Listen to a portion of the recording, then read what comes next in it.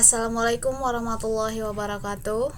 Perkenalkan, nama saya Ismi Amelia, mahasiswa Universitas Teknologi Digital PSTK Tegal, program studi D3 Manajemen Informatika. Di sini saya akan mempresentasikan tentang Ma'rifatul Quran. Jadi simak pembahasan selanjutnya. Ma'rifatul Quran. Al-Quran berasal dari kata yang sama, kiro'ah, yaitu akar kata masdar dari qoro'ah, kiro'atan, wa qur'anan. Qoro'ah berarti mengumpulkan dan menghimpun. Kiro'ah berarti merangkai huruf-huruf dan kata-kata satu dengan lainnya dalam satu ungkapan kalimat yang teratur. Bismillahirrahmanirrahim. Inna alaina jam'ahu wa qur'anah fa idza qara'nahu fattabi' qur'anah. Artinya, sesungguhnya mengumpulkan Al-Qur'an di dalam dadamu dan menetapkan bacaannya pada lidahmu itu adalah tanggungan kami. Karena itu, jika kami telah membacakannya, hendaklah kamu ikuti bacaannya. Quran Surat Al-Qiyamah ayat 17 sampai 18. Sebagai masdar dari qoro'ah, Al-Quran berarti bacaan. Allah berfirman, Kitabun fussilat ayatuhu Qur'anan Arabiyyan liqaumi ya'lamun. Artinya, kitab yang dijelaskan ayat-ayatnya, yakni bacaan dalam bahasa Arab untuk kaum yang mengetahui. Quran Surat Fussilat ayat 3. Beberapa unsur definisi ini yaitu kalamullah, mukjizat diturunkan kepada Nabi Muhammad SAW dan diriwayatkan secara mutawatir. Al-Quran memiliki istilah yang berarti kalamullah yang merupakan mukjizat yang diturunkan kepada qalbu Nabi Muhammad SAW yang disampaikan secara mutawatir dan membacanya adalah ibadah. Al-Quran adalah kalamullah, firman Allah Ta'ala. Ia bukanlah kata-kata manusia, bukan pula kata-kata jin, setan, atau malaikat. Ia sama sekali bukan berasal dari pikiran makhluk, bukan syair, bukan sihir, bukan pula produk kontemplasi atau hasil pemikiran filsafat manusia. Hal ini ditegaskan oleh Allah, wa ma yantiqu 'anil hawa in huwa illa wahyun yuha. Dan tiadalah yang diucapkannya itu Al-Quran menurut kemauan hawa nafsunya. Ucapannya itu tiada lain hanyalah wahyu yang diwahyukan kepadanya. Quran Surat An-Najm ayat 3-4. Yakni, apa yang diucapkannya itu bukan keluar dari hawa nafsunya, bukan pula karena dilatar belakangi suatu tujuan. Sesungguhnya yang diucapkan hanya semata-mata berdasarkan wahyu yang diperintah kepadanya untuk disampaikan kepada manusia dengan sempurna apa adanya, tidak ada penambahan atau pengurangan. Jika orang musyrikin Mekah mengatakan Al-Quran itu sihir dan Muhammad itu orang gila, semata-mata kebencian mereka dan ketidaksiapan mereka menghadapi kalamullah, maka Allah sendiri menjawab kedustaan mereka.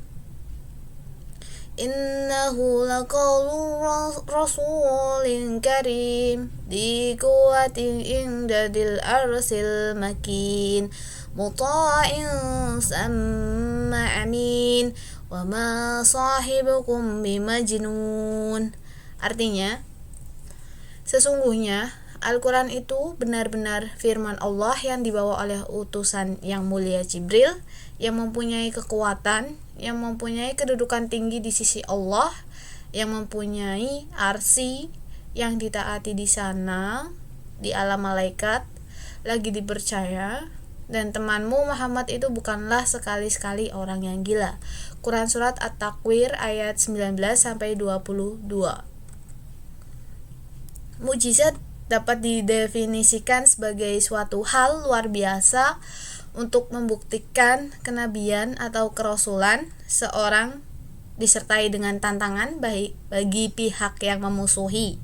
Kemudian ditampakkanlah kelemahan mereka yang memusuhi sekaligus keunggulannya selamat dari perlawanan. Al-Quran adalah mukjizat Nabi Muhammad SAW yang tetap abadi, bisa disaksikan hingga kini.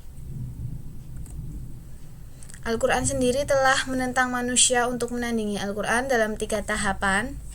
Pertama, menentang mereka, manusia dan juga jin untuk membuat yang semisal dengan Al-Quran. Semisal di sini diartikan seperti serupa, hampir persis sama dengan Al-Quran. Kulla inijtama'atil insu wal jinnu ala ayyatu bimisli hadal qur'ana la ya'tuna bimislihi walau kana ba'duhum li ba'din dhahira. Artinya, katakanlah, sesungguhnya jika manusia dan jin berkumpul membuat yang serupa Al-Quran ini, niscaya mereka tidak akan dapat membuat yang serupa dengan dia, sekalipun sebagian mereka menjadi pembantu bagi sebagian yang lainnya. Quran Surat Al-Isra ayat 88. Mereka tidak sanggup menghadapi tantangan itu, maka terbukti keunggulan Al-Quran ini sebagai mukjizat yang gak bisa ditandingi. Yang kedua, menentang Al-Quran dengan 10 surat saja dari Al-Quran. Am yaquluna iftarah qul fa'tu bi asri suwarin mislihi muftarayati wad'una man istata'tum min dunillahi in kuntum sadiqin.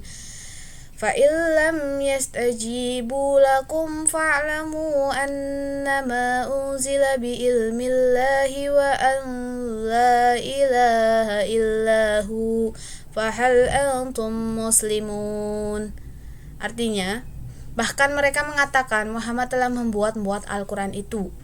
Katakanlah, kalau demikian, maka datangkanlah 10 surat-surat yang dibuat-buat yang menyamainya. Dan panggillah orang-orang yang kamu sanggup memanggilnya selain Allah, jika kamu memang orang-orang yang benar. Jika mereka yang kamu seru itu tidak menerima seruanmu, ajakanmu, itu maka ketahuilah sesungguhnya Al-Quran itu diturunkan dengan ilmu Allah, dan bahwasanya tidak ada Tuhan selain Dia, maka maukah kamu berserah diri kepada Allah? Quran Surat Hud ayat 13-14. Mereka juga tidak sanggup, dan Al-Quran tetap tidak bisa ditandingi sebab ia adalah mukjizat. Ketiga, menentang mereka dengan 1 surat saja dari Al-Quran. Am yaquluna iftarahu qul fa'tu bi suratin mislihi wad'u man istata'tum min dunillahi in kuntum shadiqin. Artinya, atau patutkah mereka mengatakan Muhammad membuat-buatnya? Katakanlah, kalau benar yang kamu katakan itu, maka cobalah datangkan sebuah surat seumpamanya, dan panggillah siapa-siapa yang dapat kamu panggil untuk membuatnya selain Allah, jika kamu orang yang benar. Quran Surat Yunus ayat 38. Diturunkan kepada Nabi Muhammad SAW. Al-Quran diturunkan oleh Allah kepada Rasulullah Muhammad SAW melalui perantaraan malaikat Jibril.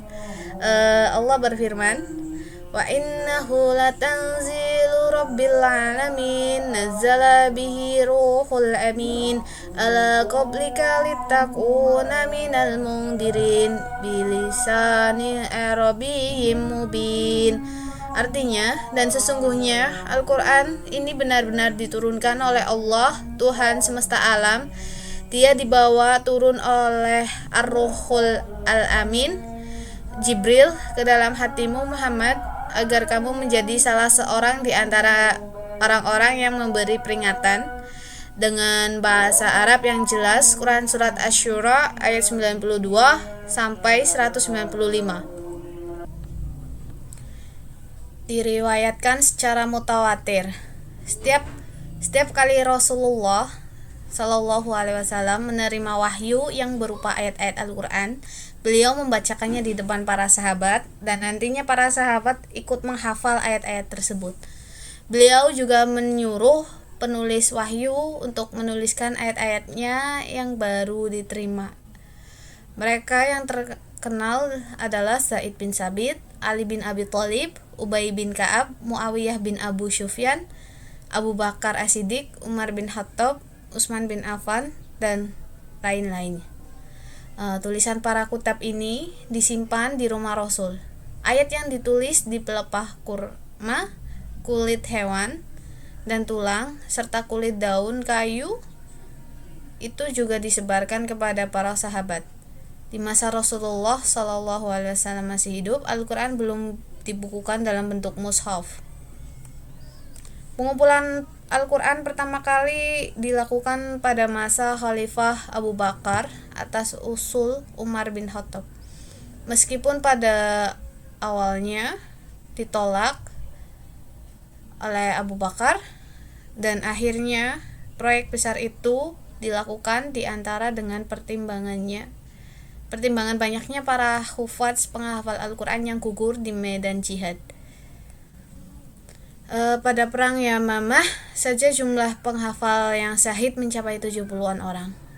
Begitupun pada pertempuran di Sumur Maunah, Zaid bin Sabit lah yang kemudian ditunjuk untuk memimpin misi pengumpulan Al-Quran ini. Anggota timnya adalah Ubay bin Ka'ab, Ali bin Abi Thalib, dan Utsman bin Affan. Setelah selesai, berdasarkan hasil musyawarah, tulisan Al-Quran itu dinamakan mushaf dan disimpan di rumah Hafsah. Nah, pada masa Khalifah Utsman bin Affan terjadi perbedaan pendapat mengenai bacaan qiraat Al-Quran. Karena begitu luasnya wilayah Islam dengan beragam dialek, qiraat Al-Quran ini makin banyak variasinya,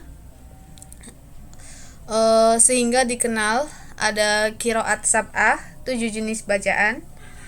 Akhirnya disepakati untuk menstandarkan kembali bacaan Al-Quran setelah Hudzaifah ibnul Yaman mengusulkan kepada Khalifah Utsman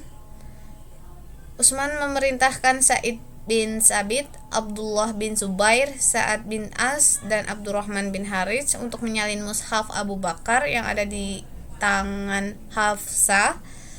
Mushaf ini kemudian dikirim ke Mekah, Kufah, Basrah, Yaman, dan Syam. Sedangkan salinan yang asli disimpan di Utsman sendiri. Lalu semua suhuf yang ada selain itu dimusnahkan atau dibakar. Dari mushaf standar Utsman ini, mushaf sampai hari ini disalin dan diperbanyak. Demikianlah sejarah singkat riwayatan Al-Quran sampai kepada kita secara mutawatir. Selain dihafal oleh para sahabat, penulis Al-Quran ini juga terjamin keotentikannya serta dijamin pertanggungjawaban ilmiahnya. Tidak ada satu kitab suci pun dari agama selain Islam yang memiliki jaminan seperti ini. Ini sekaligus bukti nyata dari firman Allah, Inna nahnu nazzalna dzikra wa innahu lahu lahafidun. Sesungguhnya kamilah yang menurunkan Al-Quran dan sesungguhnya kami benar-benar memeliharanya. Quran Surat Al-Hijr ayat 9. Tahapan turunnya Al-Quran. Turunnya Al-Quran itu ada 3 tahapan. Dari Allah ke Lauhul Mahfudz, lalu ke Baitul Izzah, kemudian ke Nabi Muhammad SAW melalui malaikat Jibril alaihissalam. Yang pertama, dari Allah ke Lauhul Mahfudz. Allah menurunkan Al-Quran ke Lauhul Mahfudz. Diisyaratkan dalam surat Al-Buruj ayat 21-22 yang bunyinya, Bal huwa Qur'anum majida fi lauhim mahfud. Bahkan yang didustakan itu ialah Al-Quran yang mulia yang tersimpan dalam tempat yang terjaga, Lauhul Mahfudz. Quran Surat Al-Buruj ayat 21-22. Turunnya Al-Quran ini secara sekaligus bukan berangsur-angsur, lengkap 114 surat. Yang kedua, Lauhul Mahfud ke Baitul Izzah. Sebelum Al-Quran turun ke Baitul Izzah, para jin biasanya naik ke langit untuk menguping pembicaraan para malaikat. Dari situlah para peramal yang berkolaborasi dengan para jin ini bisa memperoleh informasi. Setelah Al-Quran diturunkan ke Baitul Izzah, langit pun dijaga lebih ketat sehingga para jin tidak bisa lagi mendengar percakapan di antara para malaikat. Hal ini menunjukkan kemuliaan dan keistimewaan yang dilimpahkan oleh Allah bagi Al-Quran, kitab suci yang akan diturunkan kepada Nabi Muhammad SAW. Yang ketiga, dari Baitul Izzah ke Nabi Muhammad SAW. Al-Quran turun dari Baitul Izzah di langit dunia langsung kepada Nabi Muhammad, tetapi turunnya kepada Nabi tidak dengan sekaligus, melainkan sedikit-sedikit menurut keperluan, masa, dan tempat. Nuzulul Quran yang ketiga kali dengan perantara malaikat Jibril dari Baitul Izzah kepada junjungan kita Nabi Muhammad SAW yang terjadi pada 17 Ramadan dalam Gua Hiro di Mekah. Dalilnya ayat-ayat Al-Quran dan hadis Nabi antara lain, walaqad anzalna ilaika ayatin bayyinat wa ma yakfuru biha illal fasikun. Dan sesungguhnya kami telah menurunkan ayat-ayat yang jelas kepadamu Muhammad, dan tidaklah ada yang mengingkarinya selain orang-orang fasik. Quran Surat Al-Baqarah ayat 99. Asmaul Quran. Al-Quran memiliki banyak nama. Yang saya kutip di sini ada 5, yaitu Al-Quran, Al-Kitab, Al-Huda, Ar-Rahmah, An-Nur. Al-Quran. Nama ini merupakan nama yang paling utama dan digunakan oleh Allah di banyak tempat, semisal dalam 2 ayat berikut. Inna nahnu nazzalna alaikal qur'ana tanzila. Sesungguhnya kami telah menurunkan Al-Quran kepadamu, hai Muhammad, dengan berangsur-angsur. Quran Surat Al-Insan ayat 23. Inna anzalnahu qur'anan arabiyyan la'allakum ta'qilun. Sesungguhnya kami menurunkannya berupa Al-Quran dengan bahasa Arab agar kamu memahaminya. Quran Surat Yusuf ayat 2. Alkitab. Al-Quran disebut sebagai Alkitab yang menggambarkan kitab yang diwahyukan kepada Nabi sebagai pedoman bagi umat manusia. Dzalikal kitabu la raiba fihi hudal lil muttaqin. Kitab Al-Quran ini tidak ada keraguan padanya, petunjuk bagi mereka yang bertakwa. Quran Surat Al-Baqarah ayat 2. Al-Huda. Al-Quran adalah sumber petunjuk spiritual, moral yang membimbing manusia dalam hidup mereka dan memberi arah yang benar. Terdapat pada Quran Surat Al-Baqarah ayat 185. Syahrul Ramadan alladzi unzila fihi al-Qur'anu hudan lin-nasi wa bayyinatin minal huda'i wal furqan. Faman syahida minkumus syahra falyasumhu wa man kana maridan aw ala safarin fa iddatum min ayyamin ukhra. Yuridullahu bikumul yusra la yuridu bikumul usra walitukmilul iddata walitukabbirullaha ala ma hadakum wala'allakum tashkurun. Artinya, bulan Ramadan adalah bulan yang di dalamnya diturunkan Al-Quran sebagai petunjuk bagi manusia dan penjelasan-penjelasan mengenai petunjuk itu dan pembeda antara yang benar dan yang batil. Karena itu, barang siapa di antara kamu mendapati bulan itu, maka berpuasalah. Dan barang siapa yang sakit atau dalam perjalanan dia tidak berpuasa, maka wajib menggantinya sebanyak hari yang ditinggalkannya pada hari-hari yang lain. Allah menghendaki kemudahan bagimu dan tidak menghendaki kesukaran bagimu. Hendaklah kamu mencukupkan bilangannya dan mengagungkan Allah atas petunjuknya yang diberikan kepadamu agar kamu bersyukur. Quran Surat Al-Baqarah ayat 185. Ar-Rahmah. Al-Quran disebut sebagai rahmat karena membawa pesan cinta dan kasih sayang dari Allah kepada manusia. Namanya apa? Ini terdapat pada Quran Surat Al-Imran ayat 138. Hadza bayanul linnasi wa hudaw wa mau'izatul lil muttaqin. Inilah Al-Quran, sesuatu keterangan yang jelas untuk semua manusia dan menjadi petunjuk serta pelajaran bagi orang-orang yang bertakwa. An-Nur. Al-Quran adalah cahaya yang menerangi hati dan jiwa manusia, memberikan pemahaman yang jelas tentang nilai-nilai moral dan spiritual. Ya ahlal kitabi qad ja'akum rasuluna yubayyinu lakum katsiran mimma kuntum tukhfuna minal kitabi wa ya'fu an katsir. Qad ja'akum minallahi nurun wa kitabun mubin. Wahai ahli kitab, sesungguhnya Rasul kami telah datang kepadamu, menjelaskan kepadamu banyak hal dari isi kitab yang kamu sembunyikan, dan banyak pula yang dibiarkannya. Sungguh telah datang kepadamu cahaya dari Allah dan kitab yang menjelaskan.